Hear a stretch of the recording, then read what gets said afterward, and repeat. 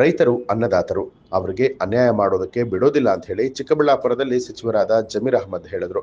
ಜೋಳದ ವ್ಯಾಪಾರಿ Kitty death note ಬರೆದ ವಿಚಾರದ ಕುರಿತು ಸುದ್ದಿಗಾರರೊಂದಿಗೆ ಮಾತನಾಡಿದ ಅವರು, ಸಚಿವ ಜಮೀರ್ ಅಹ್ಮದ್ ವಿರುದ್ಧ ಜೋಳದ ವ್ಯಾಪಾರಿ ಕಿಟ್ಟಿ ಡೆತ್ ನೋಟ್ ಬರೆದ ವಿಚಾರದ ಕುರಿತು ಪ್ರತಿಕ್ರಿಯೆಯನ್ನ ಕೊಟ್ಟರು. ನಾನು ಸರ್ಕಾರದಲ್ಲಿ ಮಂತ್ರಿ ಆಗಿದ್ದೇನೆ. ನನ್ನ ಬಳಿ ದಬ್ಬರ್ ಎಂಬುವರು ಬಂದಿದ್ರು.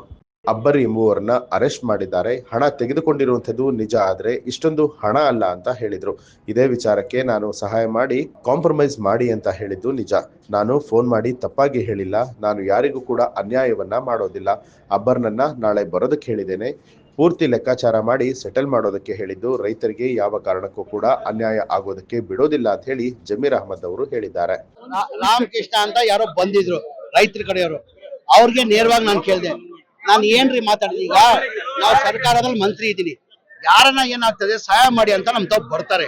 ಯಾರೋ ತಬರ್ ಅಂತ ಅವರು ಬಂದ್ರು, ಯಾರೋ ಅಕ್ಬರ್ ಅಂತ ಅವ್ರನ್ನ ಏನು ಅರೆಸ್ಟ್ ಮಾಡ್ಬಿಟ್ಟಿದ್ದಾರೆ. ಈ ತರ ದುಡ್ಡು ಯಾರಿಗೂ ಕೊಡ್ಬೇಕಂತ ಹೇಳ್ಬಿಟ್ಟು ದುಡ್ಡು ತಗೊಂಡಿರೋದು ನಿಜ. ಅವ್ರು ಹೇಳೋಷ್ಟು ದುಡ್ಡಿಲ್ಲ, ಕಡಿಮೆ ಇದೆ ದುಡ್ಡು. ಅದೇನಿಲ್ಲ ಕೂತ್ಕೊಂಡು ಕಾಂಪ್ರಮೈಸ್ ಮಾಡಪ್ಪ ಅಂತ ಹೇಳಿರೋದು. ನಾನು ಅವ್ರನ್ನ ಬಿಟ್ಬಿಡಿ, ಇಲ್ಲಿಗಲ್ ಆಗ್ಬಿಡಿ, ದುಡ್ಡು ತಗೊಂಡ್ಬಾರ್ದು ಅಂತ ಏನಾರು ಹೇಳಿದ್ದೀನ? ಫೋನಲ್ಲಿ ಏನ್ ಹೇಳಿದೀನಿ ನಾನು?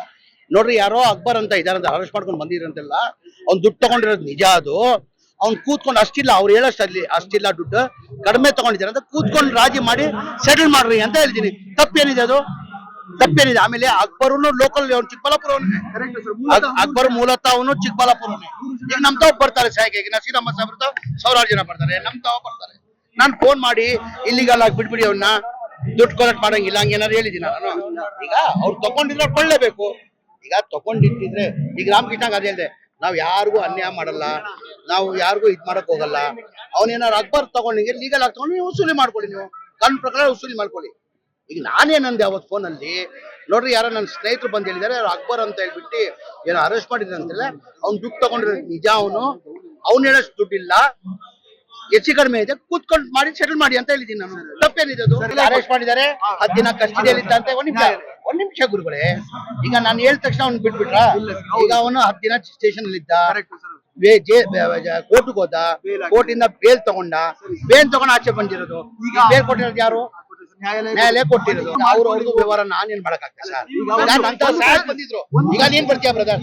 ಯಾರ್ಗನ ನೀನ್ ಕರ್ಕೊಂಡ್ ಬರ್ತೀಯಾ? ಸರ್ ನಮ್ಮವ್ರಿಗೆ ಅನ್ಯಾಯ ಆಗಿದೆ, ಸ್ವಲ್ಪ ಹೇಳಿ ಸರ್. ನಾನು ಹೇಳಲ್ಲ ಅಂತ ಹೇಳಕ್ಕಾಗ್ತದ? ರೈತರು ಅನ್ನದಾತರು, ರೈತರಿಗೆ ಅನ್ಯಾಯ ಮಾಡೋದ್ ಪ್ರಶ್ನೆ ಬರಲ್ಲ. ಅವ್ರ ಅನ್ನ ಕೊಡ್ತಾರೆ, ಅನ್ನದಾತ್ರಿ ಅವರು. ಅವ್ರನ್ನ ಮಾಡಕ್ ರೈತರು ಅಂತಾನು ಗೊತ್ತಿಲ್ಲ ನನಗೆ, ಯಾವ ವಿಚಾರ, ಯಾರು ದುಡ್ಡು ಏನಂತ ಗೊತ್ತಿಲ್ಲ ನನಗೆ.